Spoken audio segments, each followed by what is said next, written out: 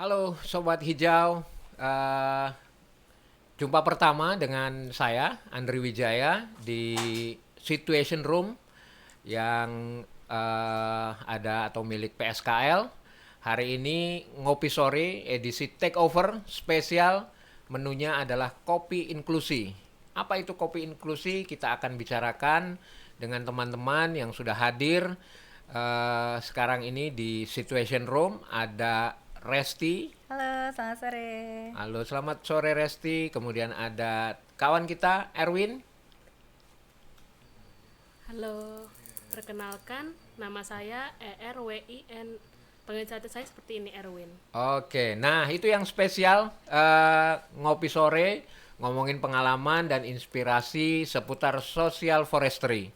Apa yang menghubungkan antara PSKL dengan teman-teman barista inklusi ini atau menu kita kopi inklusi. Ternyata setelah kita ngobrol tadi yang menghubungkan kita adalah kopi. Nah, kita kenalan dulu nih sama Resti. Res, ceritain dong pengalamanmu pertama kali kenalan dengan kopi. Oke, jadi aku Resti, tinggal di Jakarta. Pertama kali aku berkenalan dengan kopi itu waktu aku sama Bang Ambon kita belajar di daerah Ciputat itu mengenai bagaimana cara seduh kopi untuk teman-teman netra. Jadi Bang Ambon nih punya punya ide OMSK, orientasi Mobilitas. mobilitas seduh kopi untuk teman-teman yang netra gitu kan, kayak gitu. Nah, ini menarik sekali karena kita belajar sama-sama gitu gimana caranya untuk bisa menyeduh kopi tanpa kita harus melihat mana cangkirnya, mana kopinya, air panasnya gitu kan, kayak gitu. Nah, dari situ aku baru mulai suka kopi. Biasanya aku nggak pernah minum kopi sebenarnya, cuma minuman kopi yang sasetan itu. Nah, jadi pas waktu itu nyobain bikin kopi, oh ternyata kayak menemukan seneng aja gitu ya, bisa bikin sendiri. Oh ternyata bisa nih bikin sendiri. Nah dari situ aku kebetulan orangnya agak suka menantang diri sendiri gitu ya. Jadi kayak aku merasa tertantang, kenapa enggak ya aku coba eh, belajar terus menyeduh kopi, kemudian belajar banyak tentang kopi gitu, selain hanya menyeduh gitu kan. Ya. Udah gitu akhirnya memutuskan kurang lebih 6 bulan setelah kita belajar ya waktu itu Ya. ya Bang. Akhirnya 6 bulan setelah belajar aku memutuskan untuk buka kedai kopi di depan rumah dengan Oke, tema kita kopi simpan dulu goes. cerita itu Ya, Res. oke. Itu yang menarik. Ternyata Resti sekarang sudah menyandang sebagai barista kopi. Iya, betul. Barista tunet, nyaman dengan istilah itu? Nyaman. Nyaman banget ya. Ya. Jadi tolong ingatkan aku kalau seandainya ada istilah yang salah. Jadi sobat hijau, kalau ketemu Resti atau ketemu teman-teman seperti Resti, itu bisa menyapa, jangan takut gitu ya, jangan memandang mereka lain, mereka hanya punya different ability. Nah, kita kenalan nih sama yang istimewa juga. Mas Erwin. Kenalin dong Mas Erwin, apa itu Koptul, terus kenalin juga Mas Erwin ini siapa. Oke, jadi kopi tuli itu eh, tujuannya adalah eh, oh jadi saya ada rasa kecewa. Jadi itu adalah jawaban dari rasa kecewa saya dengan teman-teman saya. Pertama adalah ada saya, kemudian ada Andika, kemudian adalah ada Putri, baru saya Erwin. Jadi kami bertiga kesulitan mendapat pekerjaan di perusahaan seperti itu.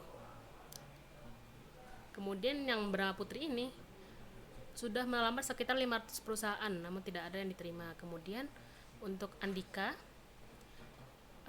melamar juga sekitar 200 perusahaan.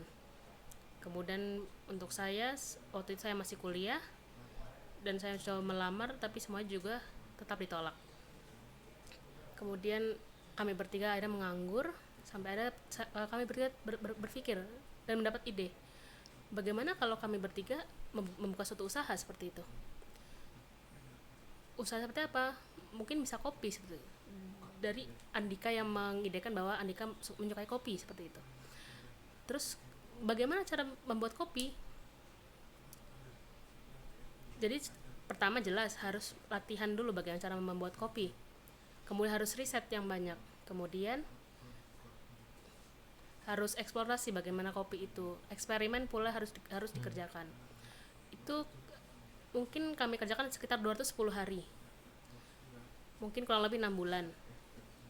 Kami mencoba eksperimen sampai ya mungkin bisa dibilang sampai kami mabok seperti itu. Kemudian kami tetap latihan membuat kopi. Kemudian akhirnya kami membuat kopi wings seperti itu. Rasanya memiliki ciri khas yang lembut. Kemudian Andika memiliki kopi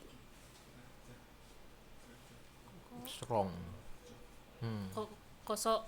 Kemudian itu mencirikan kopi yang strong seperti itu. Kemudian kopi dari Putri. Kopi campur alpukat. Kami bertiga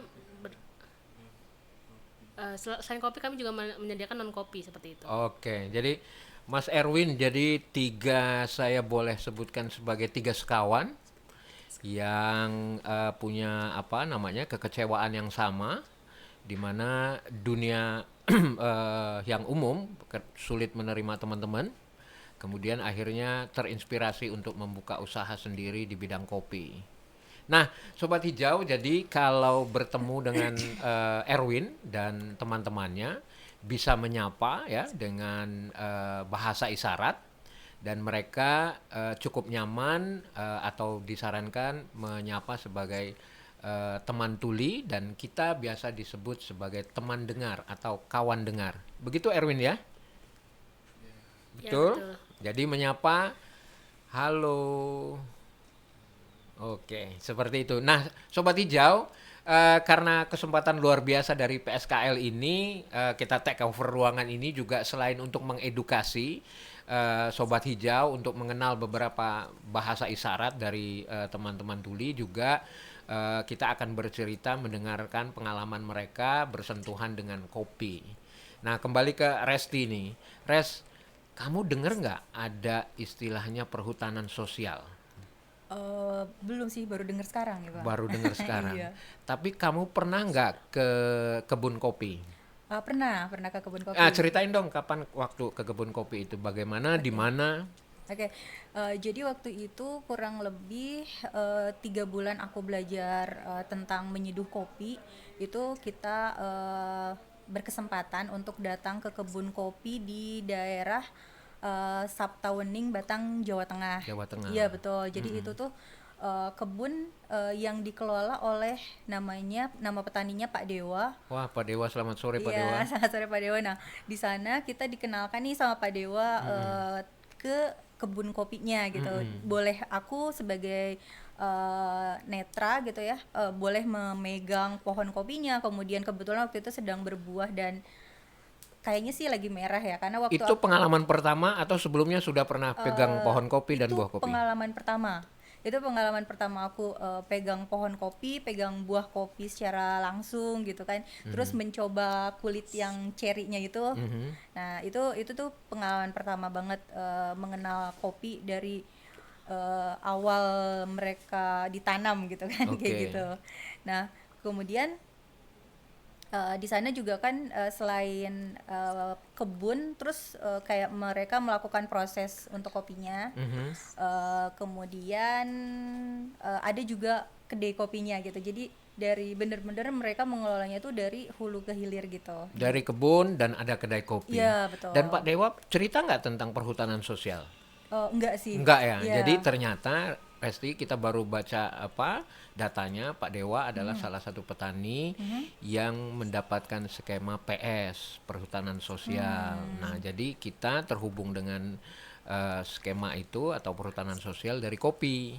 Oke. Gitu. Jadi kita sudah tahu. Nah, ini juga Sobat Hijau, jadi ada informasi-informasi yang hanya ditujukan atau lebih berat atau lebih condong kepada kita yang awas, tapi sedikit sekali informasi yang ditujukan untuk teman-teman difabel, khususnya misalnya Resti atau Erwin.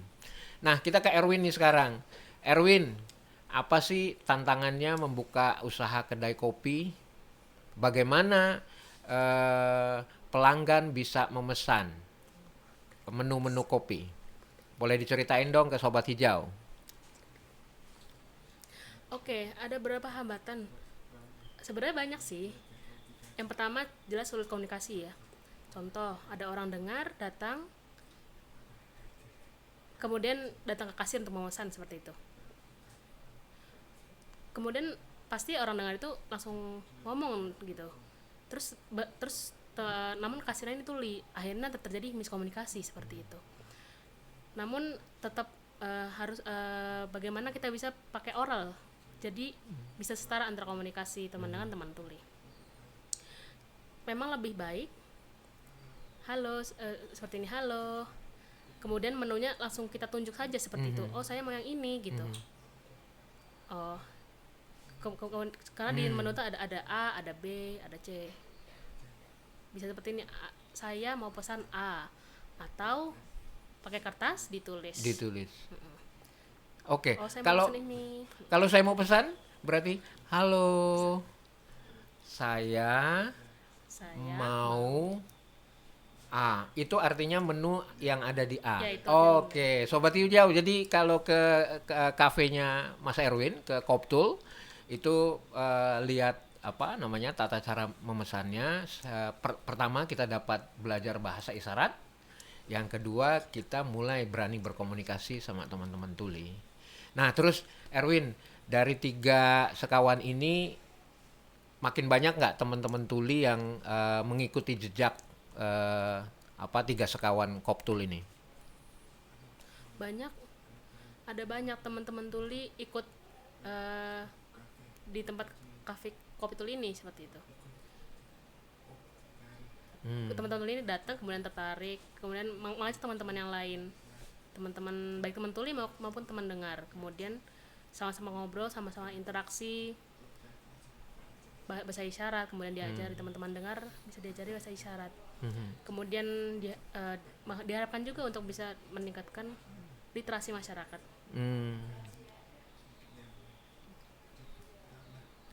Karena jelas saat masyarakat mengetahui cara interaksi, akhirnya masyarakat bisa ramah difabel seperti itu.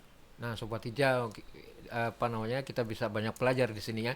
Nah, Erwin, waktu riset yang kurang lebih 6 bulan, kemudian Erwin punya racikan sendiri, Andika punya racikan sendiri, Mbak Putri punya racikan sendiri.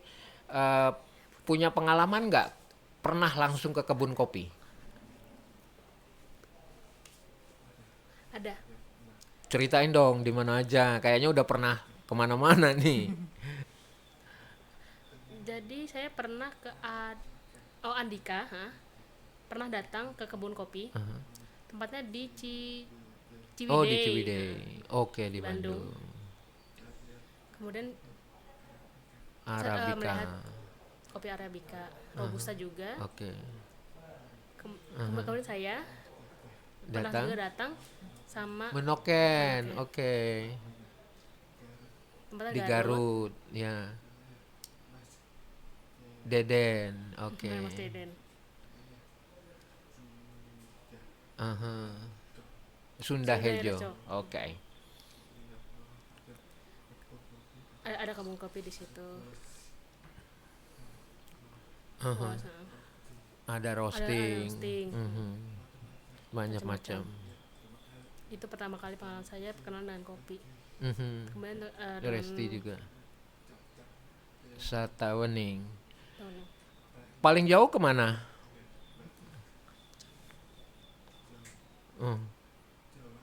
Jawa Tengah. Jawa Tengah. Pernah ke Papua?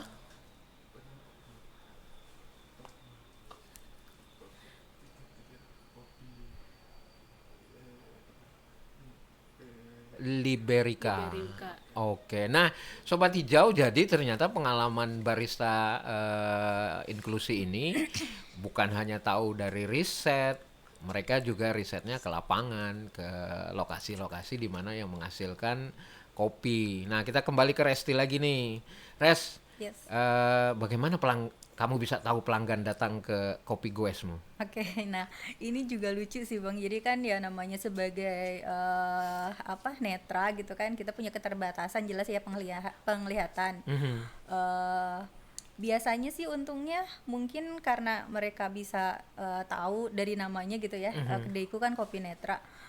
Jadi mereka udah kayak manggil misalnya permisi kopi gitu kan kayak gitu. Nah tapi ada juga nih kadang Yang yang mengendap-endap diam-diam. iya jadi ngintip-ngintip dulu gitu loh. Nah, Bagaimana kamu tahu dia nah itu ngintip-ngintip? dia. Jadi sebenarnya kan kadang ada teman-teman awas itu gitu berpikir, oh teman netra ini punya indera keenam nih gitu Oh kan. gitu. Nah sebenarnya bukan sih.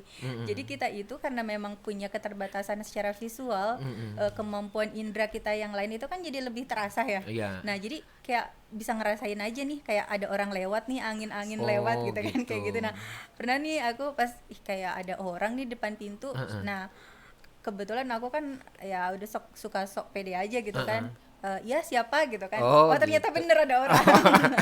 Untungnya bukan kucing ya. Oh iya betul betul. Kalau kucing Oh jadi kan belum nggak bisa kayak- bedakan antara kucing sama orang. Iya, belum. Tapi ada sense-nya gitu Iya ya. ada. Nah Oke. kayak gitu Terus kan. apa aja menunya Res di kedai kopimu? Kalau di kedaiku itu lebih ke manual brew sih. Jadi kayak V60, tubruk gitu kan kayak gitu. Nah cuma aku juga jual kopi kekinian karena awalnya sih sebenarnya aku di lingkunganku itu pengen ngenalin yang kopi manual aja dengan kopi yang bener-bener kita giling dari awal asli gitu kan kayak gitu tanpa gula biar lebih sehat gitu kan. Iya. Tapi ternyata memang kita harus pelan-pelan gitu ya mengenalkannya. Mereka belum benar-benar menyadari bahwa itu lebih baik daripada kopi yang dicampur gula. Nah akhirnya aku juga menyediakan menu yang kopi kekiniannya gitu. Oke. Kayak gitu. Jadi Resti juga menyampaikan informasi tentang asal kopinya. Jadi ada edukasinya, ada informasinya. Oh iya,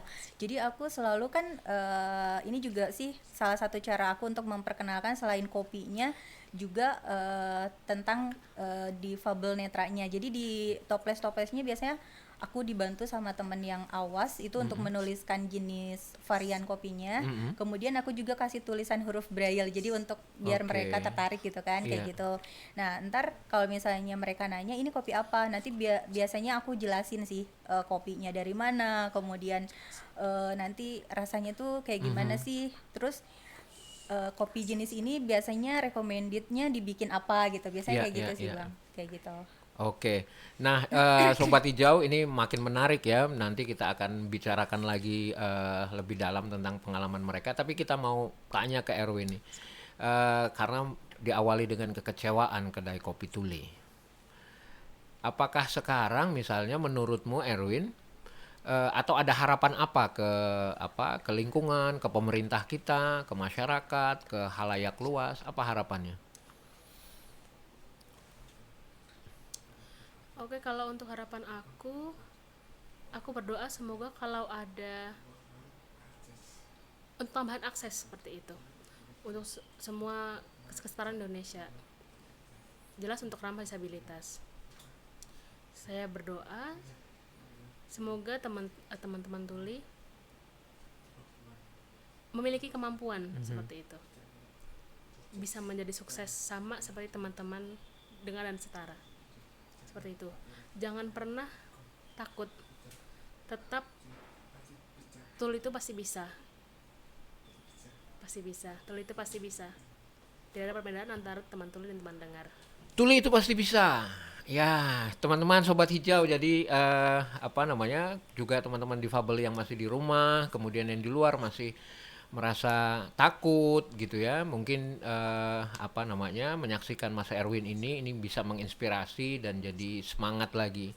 Nah kalau Resti, apakah lingkunganmu misalnya ini sekarang mendukung, atau kamu ada kesulitan di lingkunganmu seorang Resti tunet kemudian buka usaha kopi, atau Oke. ada pengalaman pernah ada kecurian atau apa? Oke, nah itu benar tuh Bang. Jadi gini sih, kalau aku kalau dari segi lingkungan keluarga itu alhamdulillah dari awal aku didiagnosa tidak bisa melihat itu support banget gitu kan Iya. sampai sekarang dari segi lingkungan keluarga. Kemudian kalau lingkungan masyarakat sih kalau menurut aku itu gimana ininya ya, gimana lingkungannya gitu. Kadang Iya. kalau misalnya kita berada di lingkungan yang sudah lebih aware itu memang lebih mudah untuk kita. Tapi kalau misalnya yang agak belum paham itu memang agak lebih sulit gitu kan. Nah, tapi dengan mendirikan usaha kopi ini pun salah satu motivasi aku itu adalah selain tentu saja meningkatkan taraf hidup ya dengan Oh iya, berpenghasilan pasti. ya. Kemudian juga pengen menciptakan lapangan kerja lah ke depannya gitu ya untuk teman-teman. Oh, siap udah nerima karyawan nih. Insya Allah. Aku daftar dong. Nah, kemudian pengen juga mengedukasi masyarakat gitu Bang. Oke. Dengan adanya ini tuh mereka bisa tahu kayak misalnya tetangga ini lagi lihat aku bikin kopi kan. Oh gitu ya caranya ya Teh gitu kan kayak gitu. Oh, Jadi gitu. kayak itu tuh biar mereka tuh oh ternyata percaya nih, oh ternyata bisa gitu kan Oke. kayak gitu. Nah, kemudian tadi apa lagi ya Bang pertanyaannya aku lupa. Ada yang pernah nakal atau Oh oke. mencuri itu, Nah kalau pengalaman. itu pernah tuh Bang. Jadi karena kan pas buka kedai itu aku lagi nunggu ada pick up untuk GoFood ya. Iya. Nah kemudian aku tuh kayak ketiduran gitu. Ketiduran. Terlalu capek mungkin. Ya handphone tuh ada di samping aku gitu. Terus udah gitu pas aku kebangun kayaknya cuma 5 menit aja sih sebenarnya tidurnya. Pas aku bangun mau ngecek tadi Gojeknya udah datang belum ya? Ya. Terus ternyata handphonenya nggak ada gitu kan. Waduh. Nah kayak gitu. Nah tapi sebenarnya kalau aku sih sebagai netra ya, kalaupun misalnya nggak tidur kemungkinan besar tetap nggak tahu kan. Kemungkinan besar Oke. tetap nggak tahu, cuma kan yang tadi aku Alasan aja ya ceritain tidur ya. Nah, tapi yang aku ceritain di awal tadi minimal kalau aku kebangun mungkin ngerasain ada sesuatu gitu Iya, kan. iya, Nah iya. kayak gitu sih Tapi kan itu pengalaman. nggak membuat seorang Resti patah semangat Oh loh. enggak dong, kalau aku insya Allah selalu ya apapun dan dalam kondisi apapun sebenarnya kalau menurut Iya. aku musibah pasti terjadi ya Bang ya. Iya. Mungkin itu ujian gitu Dan kan. seorang Resti juga suka menantang dirinya kan. Iya. Oke, nah kita sekarang ada di Kementerian Lingkungan Hidup dan Kehutanan nih. Saya mau tanya nih, ini acara apa sih? Kalian 3 hari 25, 26, 27 tahu nggak acara apa? Tahu lah. Erwin dulu deh. Ayo. Baru pertama kali sebenarnya pernah pengalaman dulu ada pameran seperti itu. Banyak banget pameran. Melihat pameran tentang kopi Nusantara. Banyak dari Kalimantan, Papua, banyak banget. Dan dan itu saya jadi suka dengan kopi seperti itu. Saya juga sering tester kayak seperti di setiap stand saya tester seperti itu. Oh jadi Mas Erwin sudah keliling ke semua stand? Iya, saya udah semua Wow. stand Rugi dong. saya coba saya tester. Oke, karena memang kegiatan kita temanya memang kopi ya. Terus kalau Resti gimana Res? Kamu kan ada keinginan nggak mau keliling? Ada yang nemani nggak? Atau kemarin mau yang belum kamu cicip kopi dari mana deh? Iya, nah aku kemarin tuh udah keliling juga siang waktu hari pertama ya, udah keliling ke teman-teman yang dari Sulawesi, kemudian dari Garut, nah dan beberapa yang lain. Nah hari ini nih rencananya aku mau keliling lagi. Kalau sore-sore sih diusahakan biar ada diskonan. Aku mau coba kunjungin kopi Bali karena aku tuh belum pernah Wah, cobain kopi Bali nih. kopi dari Oh, Bali. dari ini KUPS Wanagiri. Oh iya, Ada boleh, tuh. Nanti kita ketemu sama Pak Made. Siap, nanti kita Res. coba berkunjung ya. Kenapa kamu pingin cicip kopi Bali? Belum pernah? Belum pernah sama sekali, Oke. tapi aku dengar popularitasnya gitu, jadi kayak penasaran. Oke, karena penasaran ya. Iya. Nah, ada nggak pengalaman menerima konsumen customer selama jaga kedai kopi inklusi? Oh ya, sobat hijau, kita punya satu booth kopi inklusi di mana teman-teman Barista Tunanetra, Barista Tuli ini menunjukkan kebolehan mereka seduh kopi. Ada pengalaman nggak Res? Susah menerima order dari teman-teman yang datang ke booth? Oke, jadi kalau sejauh ini sih alhamdulillah ya itu tidak ada kendala sebenarnya karena kan mungkin udah sering berlatih juga di kedai di rumah gitu. Cuma yang pengen aku sampaikan tuh di kegiatan Pesona Agrokopi ini tuh kayak seru, menyenangkan, kita bisa berkenalan dengan banyak pengunjung, tidak hanya mengenalkan kopi yang kita seduh dan kita pajang produknya, tapi kita juga dari komunitas Kopi Tunanetra dan Kopi Tuli itu ingin memperkenalkan gitu, memperkenalkan, mensosialisasikan dan mengedukasi ke masyarakat bahwa kita ada sebagai barista tunet, barista tuli, dan kita bisa dan teman-teman bisa mencoba hasil karya kita gitu, kayak Jangan gitu sih. takut order ya. Iya betul, jangan takut Oke. order. Terus Dan ya juga pokoknya gitu. menantang mereka untuk seduh bareng misalnya. Nah itu dia tuh, kita juga udah coba nih Game ya? game ke teman-teman yang berkunjung, kalau misalnya ada yang mau coba seduh dengan mata tertutup, nah itu juga sudah kita lakukan dan seru sih. Seru ya. Nah, Iya. Sobat Hijau semuanya, kalau misalnya ada di gedung KLHK sekarang di acara Pesona, ada Resti, Barista Tunet, yang ingin challenge kalian untuk seduh bareng, battle dengan mata tertutup untuk mungkin seduh tubruk atau fisik sih, ya Res? Iya boleh. Oke. Nah, kalau Erwin gimana? Pengalaman ikut di Pesona ini ada kesulitan nggak? Ada yang order atau ada apa namanya pengunjung yang masih malu-malu untuk masuk? Mungkin ada beberapa orang-orang itu melihat visualnya Mm-mm. di depan. Oh itu ada gambar. Pertama melihat gambar gitu, cuman bingung mau pesan kayak gimana. Namun saat itu ada JBI yang membantu saya komunikasi seperti itu. Oke. Apalagi dengan ada Karena masker sulit, sekarang pasti sulit komunikasi. karena pakai Jadi seperti, masker. oh ini apa diulang-ulang seperti itu. Oh saya mau pesan V60. Oke. Oh silahkan seperti itu. Tapi ya memang masker salah satu hambatan untuk komunikasi Oke. seperti itu. Sampai waktu itu ada 2 orang yang sampai membantu seperti itu. Oke. Setelah ada 2 orang yang membantu ini, oh jadi pesan ini. Oh iya. Oke. Tapi alhamdulillah waktu itu aman sih, sudah dibantu. Dengan teman-teman JBI ya. Oke. Terus Teman JBI membantu. Kemudian menurut aku lebih nyaman kalau oral. Kalau masker memang sulit seperti itu. Kecuali kalau memang berkenan untuk melepas sebentar untuk terbaca orangnya seperti itu. Karena memang resiko sih. Jadi saya maklum kalau memang ada sedikit kesulitan komunikasi seperti itu. Mungkin teman-teman tuli memang ada yang bisa menangkap sedikit atau ada yang sama sekali, tapi memang lebih prefer untuk menggunakan isyarat seperti itu. Maka dari itu saya ingin bawa tuli untuk memberikan edukasi ke masyarakat umum seperti itu, agar sama-sama saling bisa berkomunikasi walaupun dengan hambatan masker seperti itu. Semisal mau pesan kopi ini mau dingin atau panas seperti itu. Ekspresi. Bisa juga menggunakan ekspresi agar lebih jelas seperti itu. Kita lihat-lihat di media sosial, Erwin punya kegiatan Koptul Goes to Campus. Bisa diceritain sedikit nggak, Erwin? Itu dalam rangka apa Goes to Campus?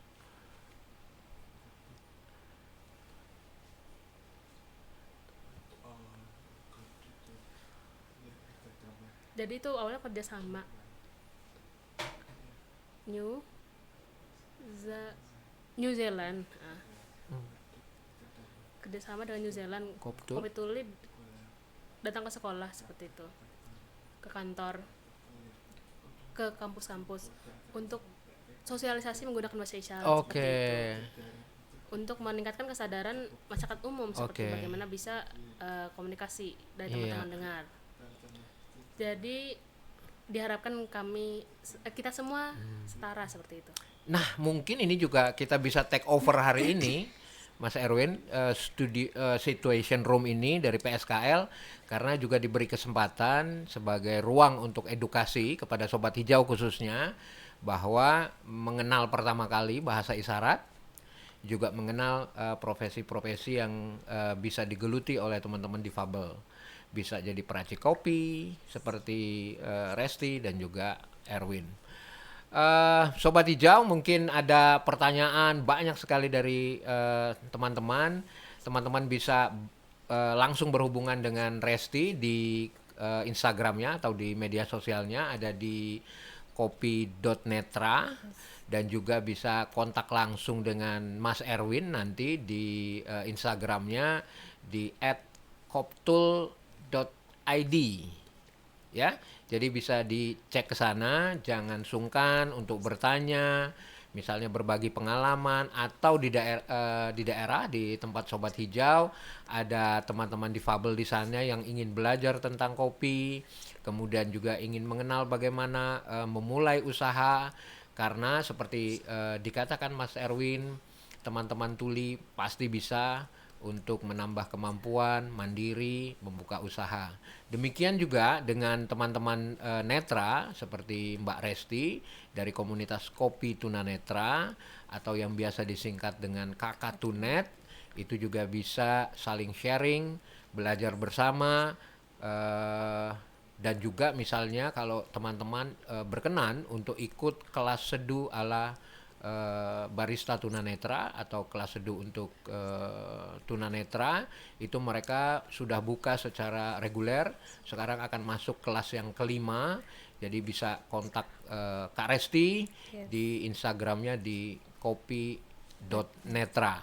Nah, yang terakhir nih, pesan yang kita tujukan khusus untuk pemerintah Republik Indonesia terhadap teman-teman difabel. Apa kira-kira, Res, menurutmu? Oke, jadi kalau aku sih mungkin aku minta lebih melebar lagi selain untuk pemerintah ya. Jadi Boleh. karena ini kan kalau menurut aku semuanya tuh kayak linier ya, beririsan, jadi harus bekerja sama sih. Nah, jadi kalau dari pihak pemerintah mungkin semakin meningkatkan lagi aksesibilitas untuk teman-teman disabilitas atau difabel ya. Nah, akses di sini itu tidak hanya berupa akses fisik, tapi seperti akses informasi. Kayak tadi saya nggak pernah tahu tuh ada hutan sosial gitu kan, perhutanan sosial, sementara itu sebetulnya ada. Nah, mungkin informasi untuk kita kurang gitu kan. Itu salah satunya. Jadi akses secara menyeluruh gitu ya dari pemerintah semakin ditingkatkan. Kemudian dari masyarakat pun membuka diri gitu, membuka diri untuk teman-teman difabel. Kalau misalnya ketemu teman difabel di jalan atau dimanapun, jangan sungkan, jangan takut, komunikasi aja, interaksi aja gitu. Menyapa Nah, gitu betul, ya. menyapa. Nah, kemudian untuk teman-teman difabelnya sendiri sih. Oke. Nah, jadi untuk teman-teman difabel juga keluarganya harus tetap semangat, percaya dengan diri sendiri bahwa kita tuh diciptakan dengan segala kekurangan dan kelebihan. Semua orang tuh punya kekurangan dan kelebihan. Jadi jangan merasa kita lebih kurang dari yang lain. Semua tuh setara gitu. Hanya saja mungkin caranya yang berbeda. Jadi harus tetap percaya diri, harus semangat, mau mandiri gitu kan, memberikan kesempatan untuk diri sendiri mengeksplor kemampuan. Dan dengan kita berani berinteraksi dengan masyarakat, itu kayak mengedukasi juga ke masyarakat bahwa kita tuh ada gitu kan, kayak gitu sih. Kita itu ada. Ya, betul. Kalau Erwin, bagaimana Erwin? Harapanmu untuk pemerintah, masyarakat, dan teman-teman difabel tuli. Oke, mungkin aku masih belum tahu sih tentang pemerintah seperti apa. Mungkin aku untuk mengumumkan kata-kata tuli seperti itu. Jangan menggunakan tunarungu seperti itu. Tuna itu artinya rusak, kemudian rungu artinya pendengaran seperti itu. Tunarungu itu berarti artinya apa? Itu adalah sebuah perspektif seperti itu. Itu perspektif dari dunia medis, dunia dokter. Suara. Kemudian tuli, untuk kata tuli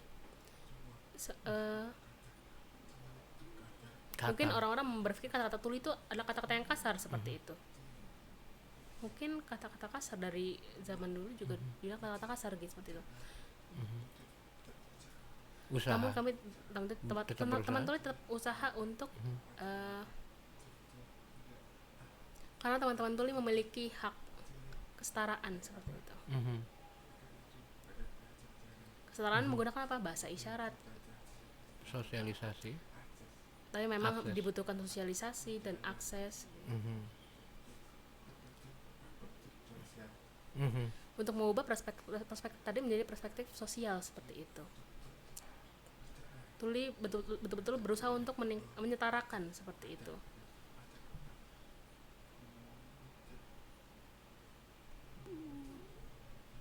Budak. Oh mungkin ada yang bilang budak seperti itu. Mungkin jangan digunakan kembali kata-kata itu. Mungkin Anda tahu bahasa Inggris adalah deaf. Itu Tuli. diartikan tuli seperti itu, bukan tunarungu. Alhamdulillah ada undang-undang nomor 8 tahun 2016 terkait aksesibilitas dan transportasi, kemudian rumah sakit, perkantoran. Ya. Oke. Untuk menambah akses teman-teman difabel. Baik, kita pikir menurut informasi Mas Erwin lebih ramah kita menggunakan kata teman tuli dibandingkan dengan kata-kata yang lain ya, yang seperti disampaikan Mas Erwin, dan ini menjadi informasi kita. Kemudian juga selain teman-teman tuli yang memberikan edukasi tentang bahasa isyarat, kemudian kita juga bisa belajar tentang bahasa isyarat, di mana kemudian nanti budaya tuli itu akan terbangun. Jadi ada saling kemampuan di mana teman-teman tuli bisa berkomunikasi dengan teman dengar yang lain. Nah, saya pikir kita sudah selesai di penghujung acara ini. Kemudian kita mengucapkan terima kasih lagi sama PSKL yang dikasih kesempatan 30 menit yang luar biasa. Iya, terima kasih banyak. Men-take over studionya yang keren banget ini. Iya, betul. Dan kita menyampaikan unek-unek terkait dengan kopi, profesi barista, kemudian secara umum juga tentang difabel. Mudah-mudahan ini bukan pertama kali dan juga terakhir. Mudah-mudahan kita diperpanjang kontraknya menjadi 10 episode. Amin ya. Nah, Sobat Hijau, terima kasih atas kesempatan yang istimewa ini, dan tentunya kepada PSKL. Mudah-mudahan ini menjadi pengalaman pertama bahwa ngopi sore dengan menu spesial kopi inklusi menambah kita semakin dekat, semakin peduli. Kemudian kita membuka ruang yang setara dengan teman-teman, bahwa mereka ada, mereka mampu, mereka juga bisa. Terima kasih.